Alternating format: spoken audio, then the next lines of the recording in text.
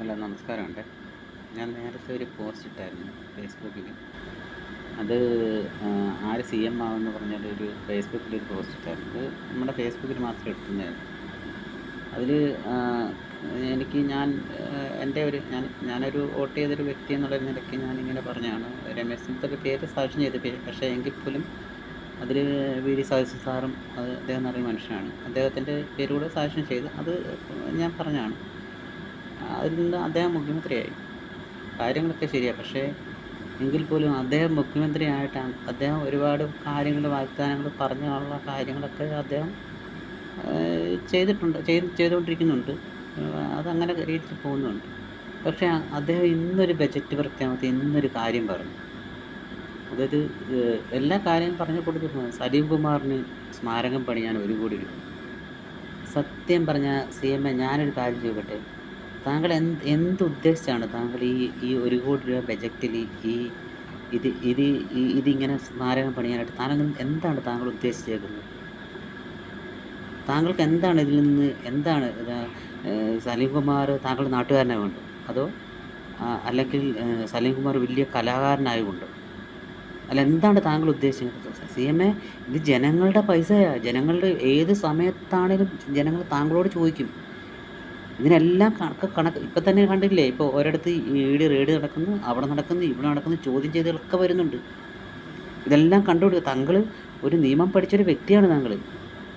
താങ്കൾ എന്നിട്ടാണ് താങ്കൾ ഇങ്ങനൊരു കാര്യങ്ങൾക്ക് പലപ്പോഴും ഞാനെല്ലാം ആലോചിച്ചുകൊണ്ട് മാധ്യമപ്രവർത്തകരോട് താങ്കൾ ഭയങ്കര രീതിയിൽ പോഷിക്കുന്നതാണ്. ഭയങ്കര രീതിയിലായിട്ട് പറയുന്നത്, നിങ്ങൾ ചോദിക്കുന്ന ചോദ്യങ്ങൾക്ക് നിങ്ങൾ എന്നോട് ഇങ്ങോട്ട് ചോദിക്കുമ്പോൾ ഞാനൊരു ചോദ്യം അങ്ങോട്ട് ചോദിക്കട്ടെ, ഇങ്ങനെയൊക്കെ താങ്കൾ അങ്ങോട്ടും ഇങ്ങോട്ടും പറയുന്നുണ്ട്. അതൊക്കെ ഞങ്ങൾക്ക് ഇഷ്ടപ്പെടുന്ന കാര്യങ്ങളൊക്കെ ഇത് തരുന്നു. പക്ഷേ താങ്കൾ ഈ പറഞ്ഞ ഈ ബഡ്ജറ്റ് ഇങ്ങനെ എന്താണ് താങ്കൾ ഉദ്ദേശിക്കുന്നത്?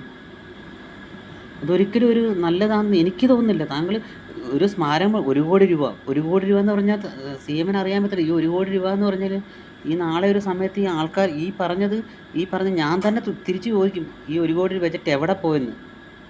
സ്മാരകം പണിയാൻ വേണ്ടിയിട്ടോ? എന്തോ സി എം ഉദ്ദേശിച്ചേക്കുന്നത്?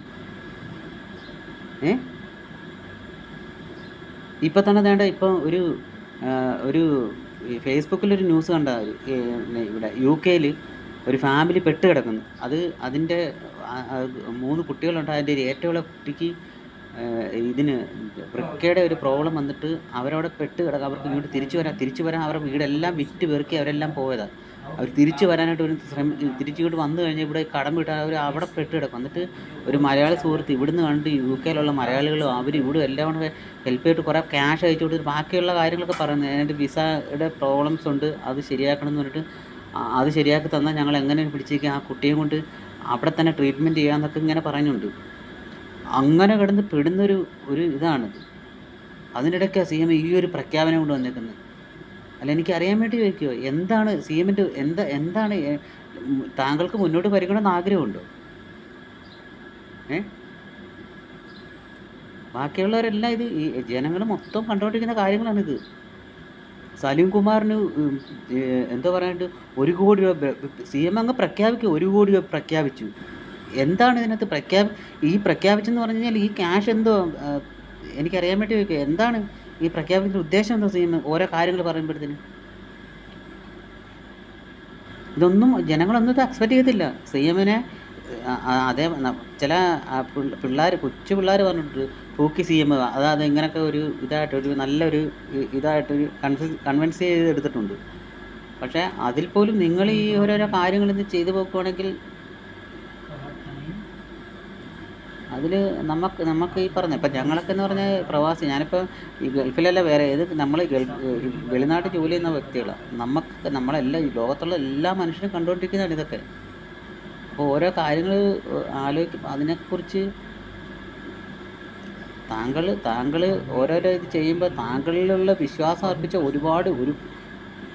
അനേക കോടി ജനങ്ങളുണ്ട് താങ്കളുടെ പുറകിൽ. അവരെല്ലാവരും ഇതായിട്ടുള്ള വ്യക്തികളല്ല. പണ്ടുള്ള വിദ്യാഭ്യാസം ഇല്ലാതിരുന്നോ അങ്ങനെയുള്ള സംഭവമൊന്നുമല്ല. ഇപ്പം എന്ന് പറഞ്ഞാൽ എല്ലാ ആൾക്കാർക്കും എല്ലാ ബോധവൽക്കരണം ഓരോ കാര്യങ്ങൾക്ക് ചോദിക്കുന്ന ചോദ്യത്തിന് സി എം അല്ലെങ്കിൽ ആരാണെങ്കിലും മറുപടി പറഞ്ഞേ പറ്റത്തുള്ളൂ.